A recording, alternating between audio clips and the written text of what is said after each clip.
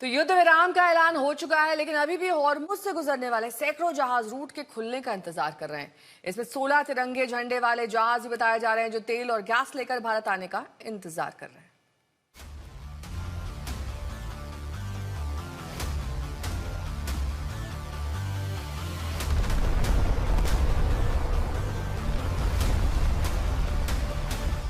Hormuz root Iran और Oman के बीच स्थित है और इस रूट पर अब खतरा अस्थायी रूप से टल गया है, लेकिन अभी भी हॉर्मुज क्रॉस करने के लिए कई जहाज इंतजार कर रहे हैं। ब्लूमबर्ग की रिपोर्ट की माने तो फारस की खाड़ी में 800 से ज्यादा जहाज फंसे हुए हैं, जबकि अंतर्राष्ट्रीय समुद्री संगठन के अनुसार फारस की खाड़ी में लगभग 2000 जहाज फंसे हुए हैं। उन जहाजों पर 20,000 से अधिक नाविक सवार हैं। जानकारी के मुताबिक अधिकांश 1 महीने से अधिक समय से वहां पर फंसे हुए हैं। 200 से भी कम जहाज हॉर्मुज जलडमरू मध्य से निकलने में सफल रहे हैं।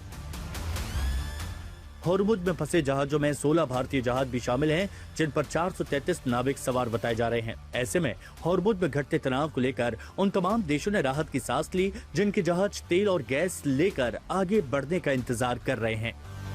अब उनका भरोसा बढ़ा है कि हालात बेहतर होंगे और तेल गैस संकट खत्म होगा।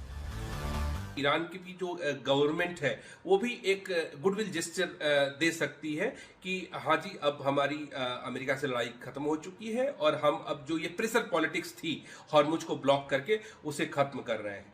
तो ये एक बड़ी चुनौती है अभी जो इस पूरे वॉर में जो सीज फायर हुआ है उसके बाद, कि इसे खोला जाए और इसे नॉर्मलाइज किया जाए, जो 28 फरवरी के पहले था, और अब इस पे कोई टोल टैक्स नहीं वसूला जाए। 28 फरवरी को शुरू हुए युद्ध के बाद से ईरान ने कई बार हॉर्मुज में जहाजों को निशाना बनाया। नतीजा ये हुआ कि बड़ी संख्या में जहाज फंस गए। स्थिति बिगड़ने लगी। गंभीर स्थिति को देखते हुए बहरीन ने यूएनएससी में हॉर्मुज पर प्रस्ताव पेश किया। प्रस्ताव का मकसद हॉर्मुज में जहाजों की आवाजाही और उनकी सुरक्षा सुनिश्चित करना था। इस प्रस्ताव के तहत किसी भी खतरे के खिलाफ सैन्य कार्रवाई भी शामिल थी, लेकिन रूस और चीन ने वीटो पर प्रस्ताव को झटका दे दिया। यूएनएससी में जारी प्रयासों के बीच युद्ध विराम का ऐलान हो गया और अब तमाम देश राहत की सांस ले रहे हैं। ब्रिटेन के प्रधानमंत्री कीर स्टारमर ने कहा है कि युद्ध विराम समझौते का स्वागत करता हूं। इससे क्षेत्र और दुनिया को कुछ समय के लिए राहत मिलेगी। हमें अपने साझेदारों के साथ मिलकर इस युद्ध विराम का समर्थन करने, इसे बनाए रखने, एक स्थायी समझौते में बदलने और हॉर्मुज जलडमरू मध्य को फिर से खोलने के लिए हर संभव प्रयास करना चाहिए। वहीं ऑस्ट्रेलियाई प्रधानमंत्री एंथनी एल्बनीज ने भी कहा है कि हॉर्मुज को खोलने को लेकर राजनयिक प्रयासों के समर्थन में अंतर्राष्ट्रीय साझेदारों के साथ मिलकर काम कर रहे हैं।